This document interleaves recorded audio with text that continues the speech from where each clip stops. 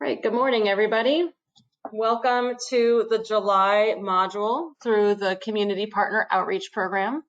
Today's topic is on long-term care program and services. We have a whole team from the Community Partner Outreach Program that is here, who's brought this to you, who's been working very hard to learn about this program and put together this information. And we also have somebody from our non-Magi policy team, Janelle, to support this topic. Janelle has been the source of our information and she will answer all of your deep dive questions. Janelle, can you just say hello? Hello, everyone. Thank you for having me. I'm so glad you're here. Could not do this without you. A few things that we want everybody to know. We are recording this webinar and it will be posted on GroupSite, and we will also send out a follow-up with a recording link and the slides. In addition to that, we have the questions box that you have all found. Please put any questions you have in that questions box, and we are going to work as a team to figure out which ones we can answer today and which ones we will have to follow up on. Anything that is outside of today's topic, we will not be discussing verbally, so this recorded webinar can stay to the topic of long-term care. We will try to answer any questions as we go that are important for clarifying what we're talking about so we don't lose people. And then details we will try to save until the end. We'll see how that flow goes. All right, does anybody want to chime in about anything before we get going? Okay, this webinar is also available in Spanish. It will be delivered today at 1 p.m. and also available as a recording. So today we are talking about long-term care. And this is brought to you by the OHA Community Partner Outreach Program, as well as your OHA policy team. We work together to learn more about our programs and make sure you can learn about them too. Today's webinar is part of a larger series of modules to cover the medical programs in the one system. In May, we talked about Magi versus non-Magi as two big groups of the programs that are offered under OHP and under Medicaid, and that recording is available. We've put a link here for you. In June, we went into two of those specific programs that are most relevant to those who are disabled or 65 and over. That's OSIP-M, which is full OHP, and Medicare savings programs to help pay for Medicare. And again, the recording is available. Today, we're going to talk about a program called Long-Term Care, which offers long-term care services, and there will be a recording. We encourage everybody to register for future modules so that you can have them in your calendar, and if the topic is interesting to you, you can sign on and learn with us. Now, the reason that we're providing this topic of long-term care is that the one system now contains medical programs for everyone. So all of the medical programs under ODHS are contained in the one system. And as assisters, you can help people apply for all of the medical programs. It used to be, if somebody was 65 plus or disabled, you had to send them over to APD or AAA. But now you can help them, which means that many assisters are helping more people who are 65 and over or disabled. And some of those folks may also be needing long-term care support services, and you can help them apply. The good news is it is all contained in the one system. So by filling out the one application, you can help them apply for long-term care services.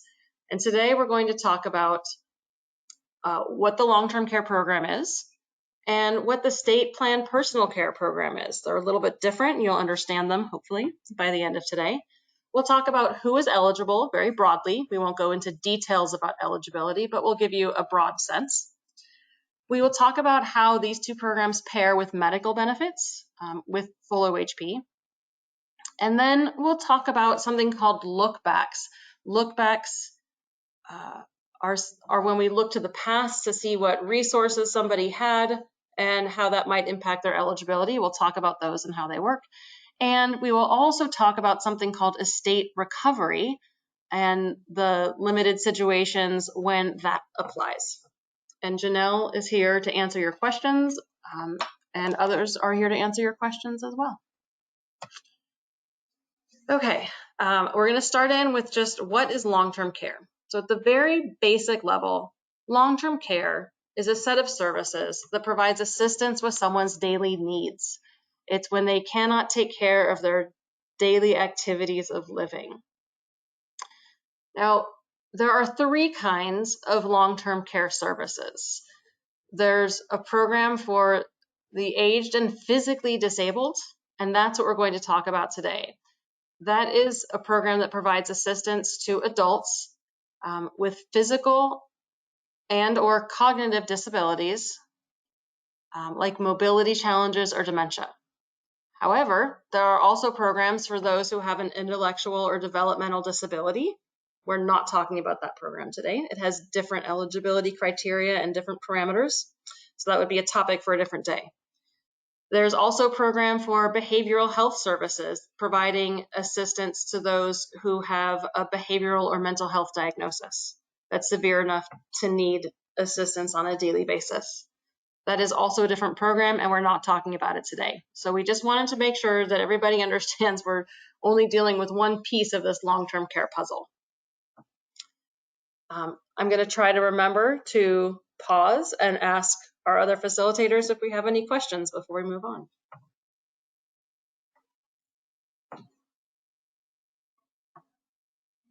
All right. I'm not hearing any, so I'm going to move on. Did I miss a slide? Okay, here we go. So long-term care is a set of services that provides assistance with what is called ADL, or activities of daily living. It's for those who are 65 plus or physically disabled, and they have high enough care needs they could be admitted to a nursing facility. Now, they may receive those services in-home, but the services need to be needed enough that it would be a nursing facility level of care. So long-term care services are for people with nursing facility level of care needs, even if those services will not be administered in a nursing facility. However, APD also offers an additional program for people with slightly lower level needs. That's called the state plan personal care, and we will distinguish these two levels of care in just a moment. But we did want to be sure that everybody had access to this brochure on long-term care. It has a lot of information. Maybe one of our facilitators can grab that link and put it into the chat box. We can also send it out if it's easier as a follow-up in an email. So long-term care is for nursing home or nursing facility level needs. But people with a lower level of need, that is a typo there, people with a lower level of need are not eligible for full long-term care, but they may be eligible for this lower level of care called SPPC, or State Plan Personal Care. Now, State Plan Personal Care is not a separate program. It's actually an OHP benefit. So once somebody is on full OHP, whether it's MAGI or non-MAGI, so regular OHP or OSIP-M, then they can receive up to 22.5 hours of assistance per month. In order to receive that, they must be eligible for full OHP under MAGI or OSIP-M using the standard income limits, because it's just an OHP benefit. So if they do get this SPPC, because it's a benefit level, or it's a benefit, it's not going to be listed as a separate program in the one system like long-term care will be. So we just wanted to let you know that there is this lower level of need. And this chart outlines long-term care, which is actually a program which will show in the one system that somebody is on this program. That's when they need help with top need services. They get more assistance. They can get that assistance either in-home or in a nursing facility. And in order to get that higher level of long-term care assistance, they must require help with mobility, eating, elimination, or cognition. Not all four of them, but significant needs in at least one of those categories. If they don't have significant needs in at least one of those categories, then they might be eligible just for the benefit on OHP, which is called state plan personal care. State plan personal care can only provide assistance in home. It doesn't admit somebody into a facility, and it's not as full-time as long-term care. It's only up to 22 and a half hours per month. And it's for folks who need assistance with things like some of their eating, but not all of it. They have some mobility needs, but not complete. They might need help bathing or with personal hygiene or dressing or grooming or medication management. So I'd like to pause here and see if Janelle would like to add anything to this and if there are any questions at this moment.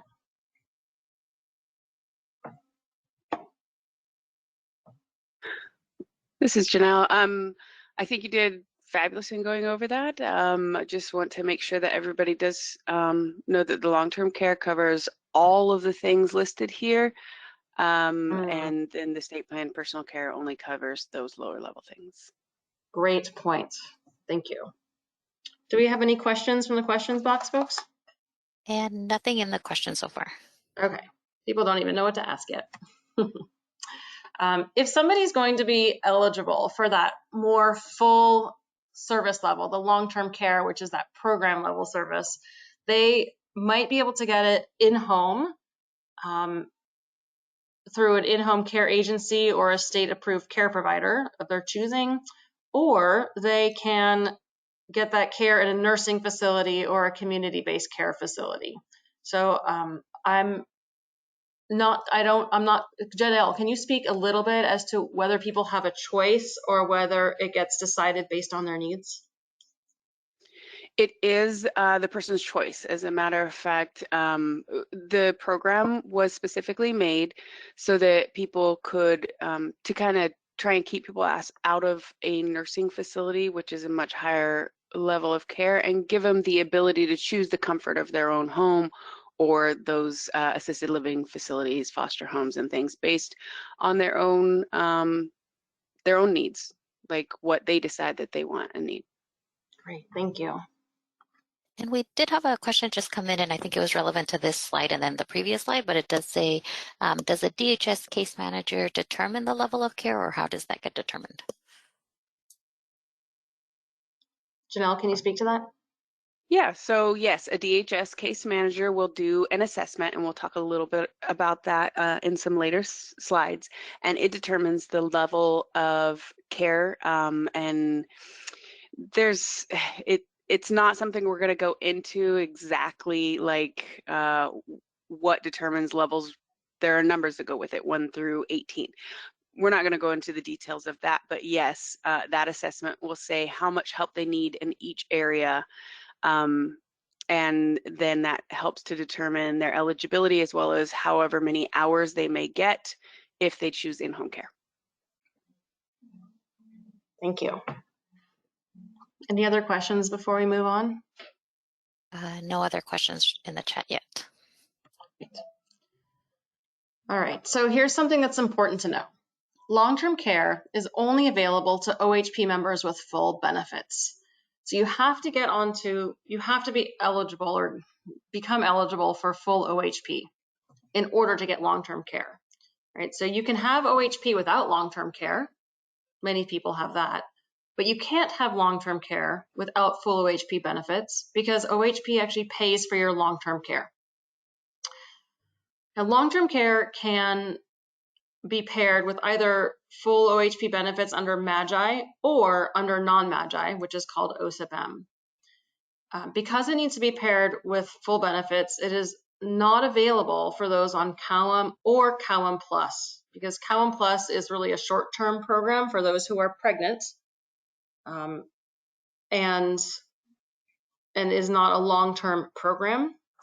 So long-term care only gets paired with full OHP / OSIP-M. We're going to talk more about this because if somebody is eligible for, if somebody needs long-term care services, the OHP income limits might be increased for them in order to increase their chances of getting long-term care services. You'll see what that looks like in just a minute. Before we go into that, we wanted to point out the screen in the applicant portal that prompts a long-term care assessment. These questions on this screen of some people need help with activities of daily living like bathing, dressing, etc., or live in a medical facility or nursing home. These people might qualify to get help paying for these support services. Does this person on the application need help with activities of daily living or live in a medical facility? You must answer yes to this question, as well as the next question is, does this person want to apply for assistance with these support services? They don't actually say long-term care. They ask it in a slightly different way because long-term care is a technical name for a program. But somebody must have a need for this and want to apply for assistance with them. So answer yes to both of the questions on this screen in order to be evaluated for the long-term care program. We have had people who do need long-term care services and have not gotten an assessment. And when we look into why not, it can, in my experience, it has been traced back to this screen and not answering yes to both of these questions. Anything that we should address or clarify before we move on, folks?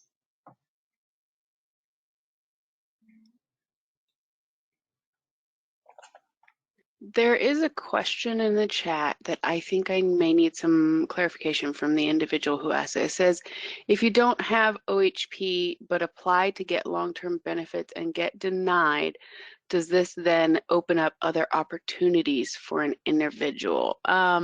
Yeah, I think we might cover that. Okay. So let's hold off on that for a moment. And whoever asked that, if we don't answer your questions, then you can ask more, but I think we might be answering them in just a moment.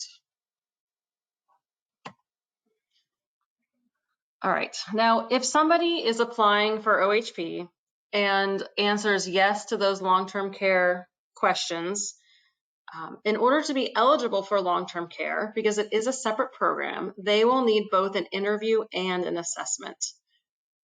The interview is with workers who ask non-financial and financial eligibility questions, and it can be done remotely over the telephone. It can also be done in a local office.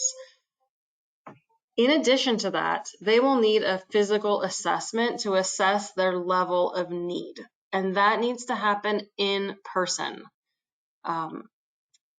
I have a note here that it says it can be done remotely during the COVID-19 emergency, but that will not be a long-standing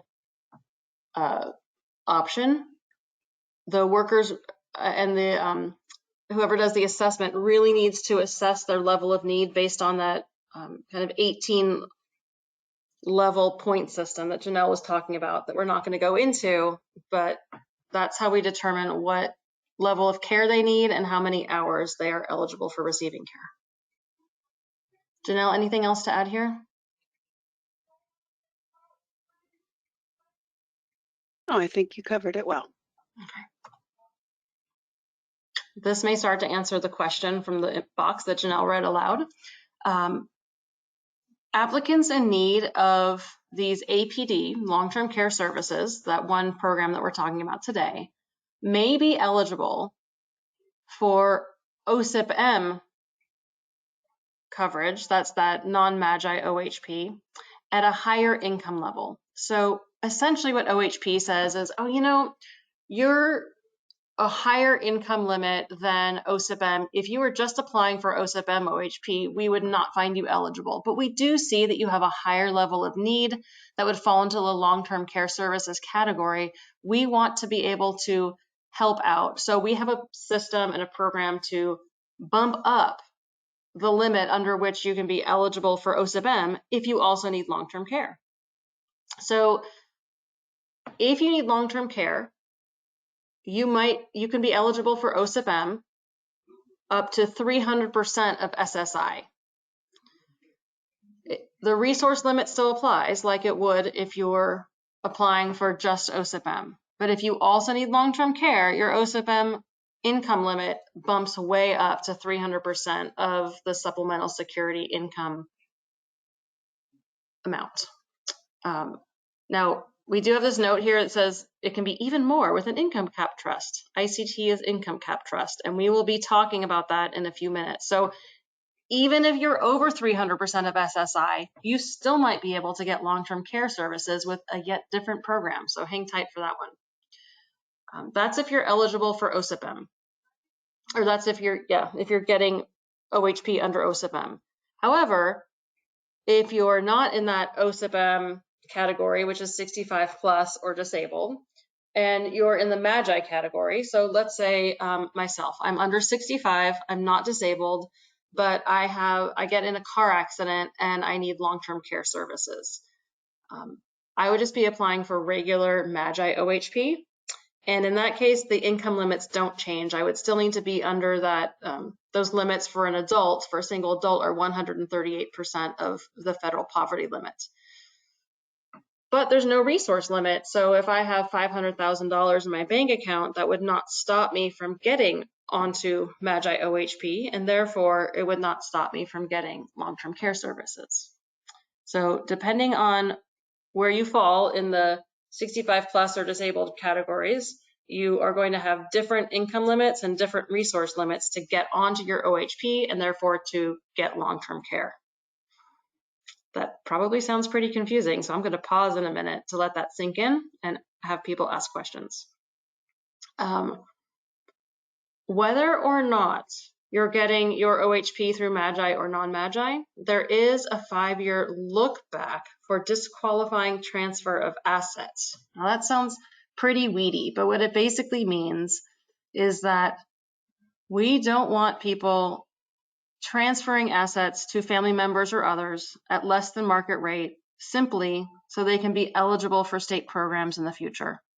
So we look for those, what's called that disqualifying transfer of asset, which is getting rid of something for less than market value. And that can be part of the equation of when somebody is eligible for services. And both MAGI and non-MAGI are subject to that. But I think the big part here is these income limits, right? You have to get onto full OHP first. If you need long-term care, your OSIPM limit gets bumped up. But if you're getting onto MAGI OHP, your income limit does not get bumped up. So I'm going to pause and see what questions we have.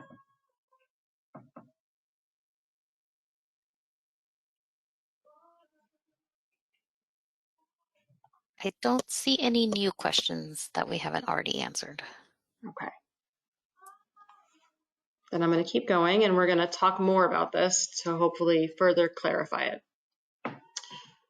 All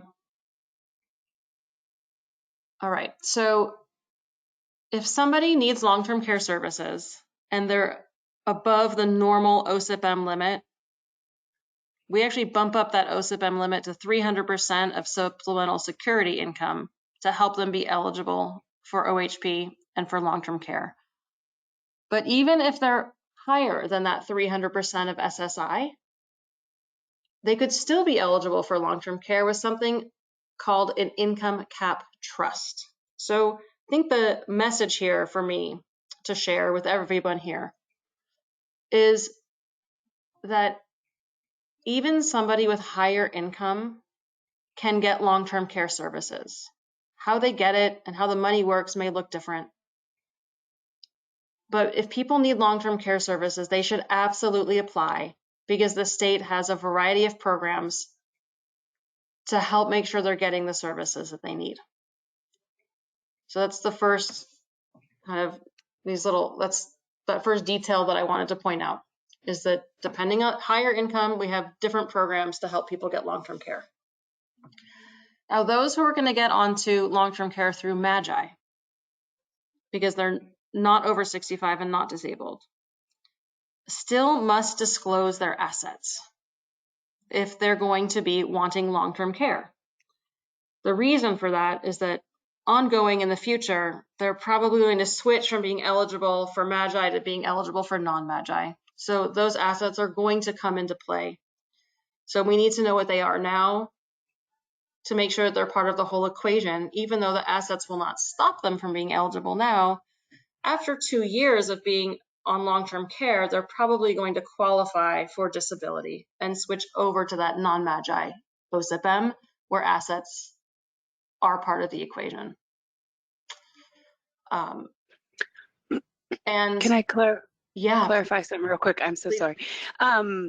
So the idea is, so most of these individuals, they do have a disability, and oftentimes they're receiving Social Security disability income, and the Medicare rules are that after 2 years on SSDI, they are eligible for Medicare. And as you guys probably already know, once they are receiving Medicare, they're no longer MAGI eligible, and it's typically at that point that they will switch over to needing OSIP-M, in which point, you know, the resources do matter, and that's why we still look at disqualifying transfers for MAGI, or at least one of the reasons for MAGI individuals, because, you know, during that 2 years that they had SSDI and they're receiving those services, they may have giving some, you know, assets away or sold them for less than their value, knowing that they're most likely going to have resources under $2,000 in a couple years. So that is pretty convoluted.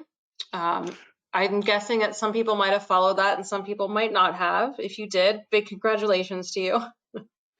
If not, I would like to remind everybody that you don't need to know this for eligibility, right? We're not eligibility workers. Your role as an assister can be as basic as, it seems like you need long-term care services. Let's help you apply through the one system. Let's be sure that we are marking yes to both of the questions on that one really important screen. And let's also know that the program is pretty complex, and you could actually potentially get those long-term care services at a higher income level than you would expect. And they're probably going to ask questions about your resources as well, which may or may not impact your eligibility at this time. That's kind of the high-level piece of it. So you don't need to know all the details, but I know that some of our assisters out there are very experienced and savvy, and you want to know some of the details. So we tried to include these for those of you who want to know them. For those of you who this is a bit too much, that's okay. Just know that long-term care is available even at higher income levels, and there will be an interview and an assessment. That's the core piece of it. But there's one other little detail that we wanted to provide for those who really are still following along with all of these asset discussions, which is that if somebody is needing long-term care services and they're going to be a MAGI OHP member, assets don't impact that eligibility, even though you have to disclose them, with one exception. The one exception is that if somebody has equity in their home of more than $636,000, then that can impact their eligibility. And that's equity, not value, right? So that would mean that if somebody was going to sell their home, they would get $336,000 out of it because that's how much they've put into it. That's very different than value. I think it's a lot less common for people to have that much equity in a home. So that's the one resource that would count for MAGI members who need long-term care services. I'm pausing because I'm waiting for people to think of what questions they have.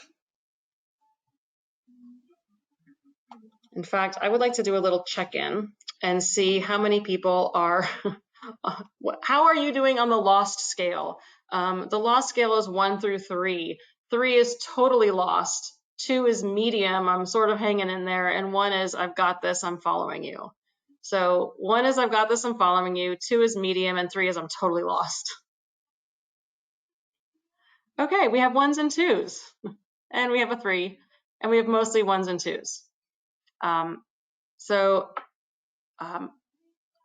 want to apologize for the 3s. This is a very complex program, but I want to remind everybody, whether you're a 1, 2, or a 3 on that lost scale, that long-term care services is for people who need assistance with activities of daily living, like nursing level care services, and they apply through the one system. Does anybody need a refresher on that one screen of the 2 questions to say yes to in order to be evaluated for long-term care services?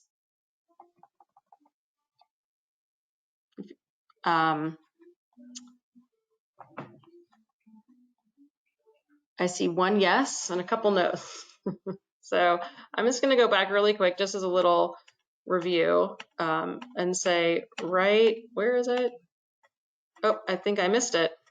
Sorry, guys. Here it is. This screen right here in the applicant portal, you can take a screenshot of it if you want, but we will send it in the slides afterward, is what you need to say yes to, yes and yes, in order to be evaluated. And really the rest gets taken care of by the system, right? So, and the big takeaway for me is even at higher income levels, people can be eligible for long-term care services. So they should always apply for them if they need them. All right. With that, I'm going to move on after that little summary. So here's another piece of long-term care. Some long-term care recipients may need to pay a portion of their long-term care costs. And that amount depends on their living arrangement and on their income/deductions. Now, if somebody's receiving in-home care, there will not be a fee. There used to be, but there aren't anymore. So in-home care recipients do not pay any fees for their long-term care services. However, if a long-term care client makes more than that SSI standard, that 100% of SSI, they're in the higher income limit, and we are adjusting our income limits in order to get them long-term care services, and they're receiving care outside of their home in a facility, then they are likely to need to pay a portion of their long-term care costs.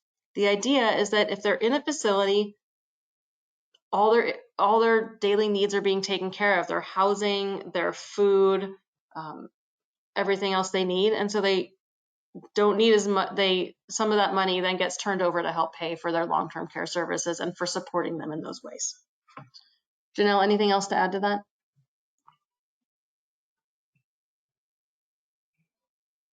Nope, that sounded great. All right. We'd like to make a note here or share a note on when long-term care services will begin, because it's a little different than standard OHP. So long-term care services will start on the date the service eligibility is approved. So that's after the interview and after the assessment. There is no backdating for long-term care services or retroactive long-term care services like there is with full OHP. So if somebody is eligible for MAGI or OSIP-M using the normal income limits, not the increased income limits, then their medical may start before the long-term care determination is completed. And they can start receiving other medical services.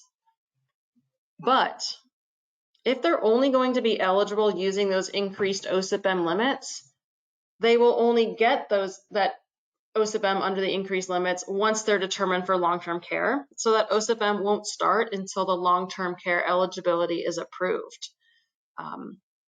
However, the OSIP-M coverage will then backdate to the first day of the approval month. But if they're getting, anyway, so it can start, their OSIP-M or MAGI OHP can start at different times depending on where they fall on the income scales. Any questions about that? And again, you don't need to remember the details. It's just that depending on their situation, their other medical benefits other than long-term care may start at different times.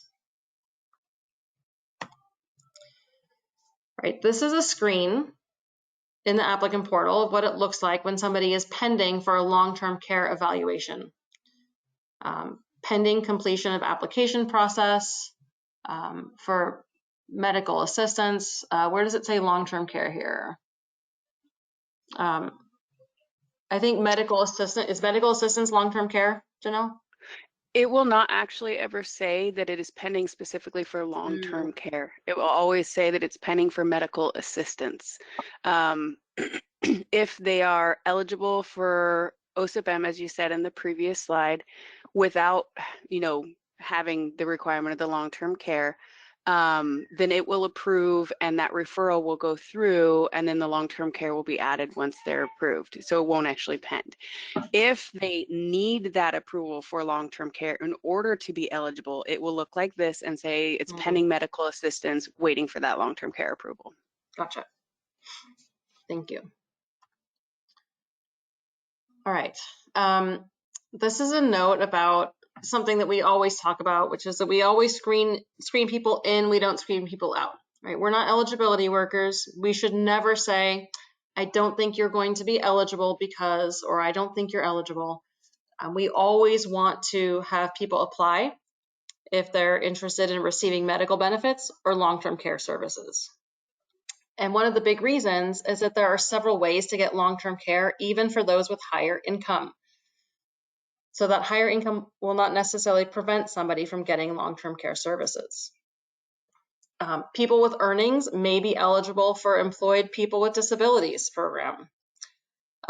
Applicants with higher income might have an option to set up what's called an income cap trust.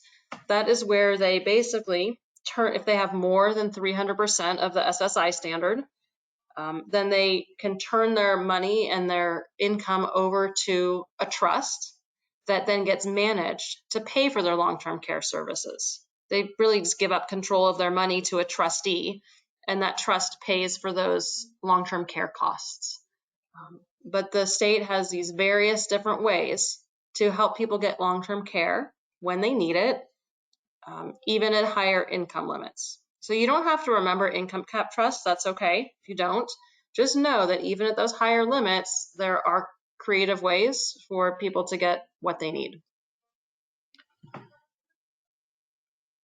So if you see income cap trust, that's also what that means. It is a way for somebody to give up control of their money, put it in a trust so that they can get long-term care services through the state. All right, before I move on to look back period and time penalty, I want to pause and see if we have any questions. There was one question, and I think it was from the previous slide. It's somebody was asking, how long should we wait before calling to clear the pend, like if it's pending? Janelle, do you have any information on that? I think I have a follow-up on that. I'm not sure. So if they're pending for something in order to determine their eligibility, how would you be calling to clear it other than giving the information that's required? I guess I'm not understanding the question that well. Yeah, I think the core of it maybe is that somebody pending for long-term care is probably pending for different reasons than you might see on if somebody's only applying for OHP, for Magi OHP, for example. Because they will always need an interview and an assessment. Yeah, so I guess my thought is that I wouldn't want anyone to call and just say we need to clear the pen, like we need to call and give the information, or the assessment needs to be completed, something needs to happen on the applicant's end. Right, I think maybe what a question to ask is, once somebody is pending for long-term care, what should they expect next and when? Are they going to receive a call from a worker or a letter about next steps? What will that look like? Yeah, and somebody put a little bit of clarification in here about the waiting period for being assigned a worker or an assessment. So you can't really, I mean, I guess if you say you're calling to clear that by calling to help to schedule that, then you can't, I don't know that there's really a waiting time that you need to do that. If you know a person is being referred to a local APD office and you want to help them get their assessment scheduled, I would say go for it. I don't currently know what that wait time is. Last time I had heard it was somewhere, it could be up to 2 weeks, but it all depends on the ability to connect with the applicant and get out to their home.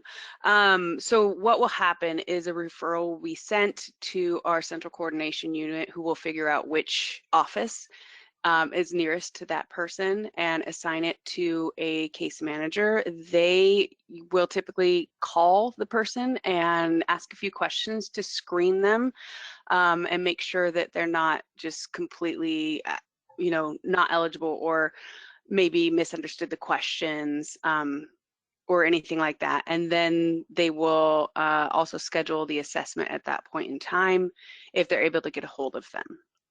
Once the assessment is complete, it may take there might be some follow-up that's needed. It may take a few days to enter everything into the system and get that final answer into the system.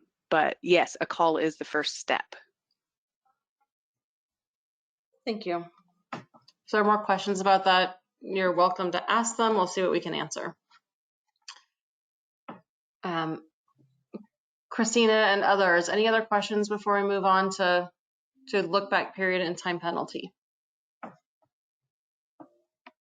No, I think all of the follow-ups were just clarification for what Janelle just answered. So I think we're good to move forward. Great. All right. So if somebody is needing that higher level of care and therefore needs the long-term care program and services, that program has a 5-year look-back period, right? The SPPC for the lower level of care does not have that look-back period because it's just an OHP benefit. So this is just applying to the fuller level, that higher level of need under the long-term care program. There's something called a 5-year look-back period, and Janelle was referring to this earlier, but here's how it works. If a client gave away assets for less than fair market value during that look-back period of 5 years, that could be considered a disqualifying transfer of assets.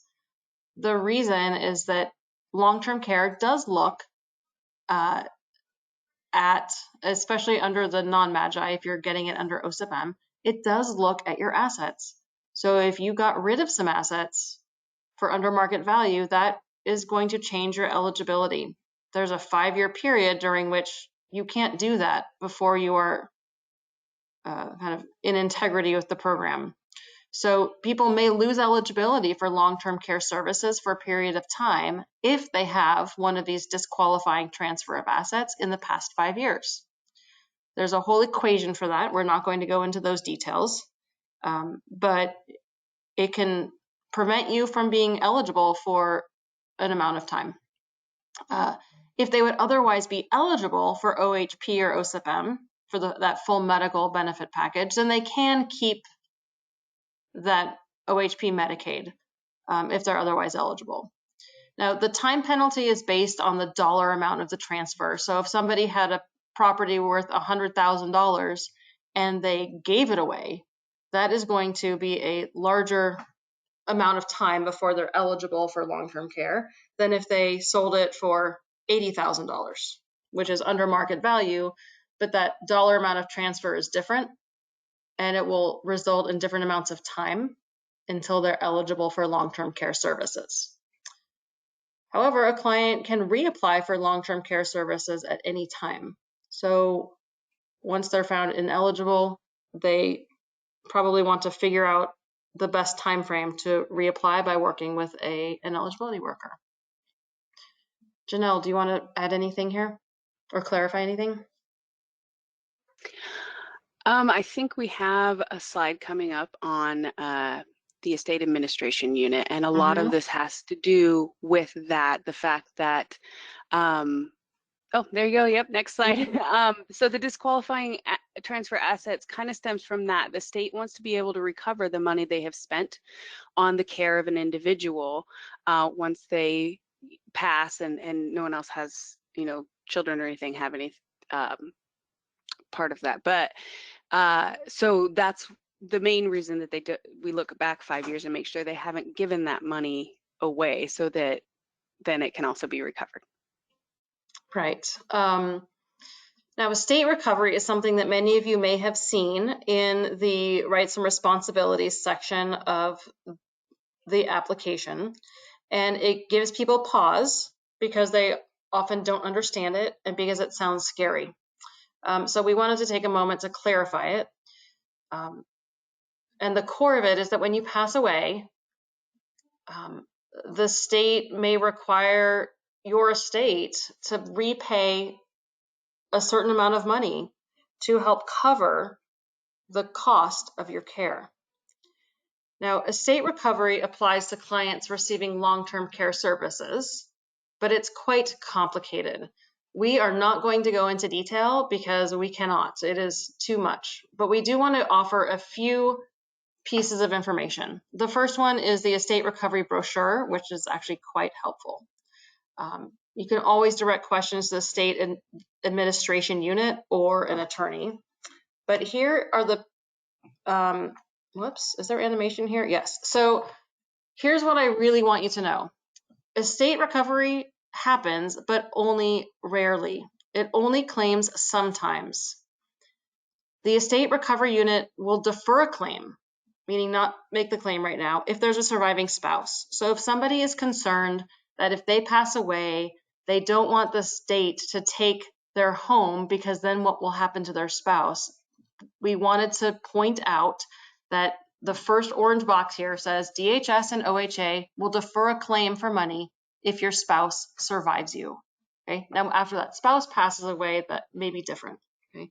But we will defer the claim if the spouse survives the person who has passed away. The other piece is that EAU, the Estate Recovery Unit, will not make a claim to your estate if the client is survived by a minor child under 21 years of age, or a child of any age who is visually impaired or permanently and totally disabled. And that is also in the read and sign section, so we wanted to point it out. The reason we're really pointing it out on these screens is so that you can point it out to your clients and say, if you're applying for long-term care services and you get them, the state may want to reclaim some of those costs from your estate, but they will not do it if a spouse survives you. And they will not do that, or they will defer it if you have children, natural or adopted, under the age of 21. So we have heard cases of people not wanting to apply for OHP because they see these scary things about estate recovery. So we wanted to provide this clarification that it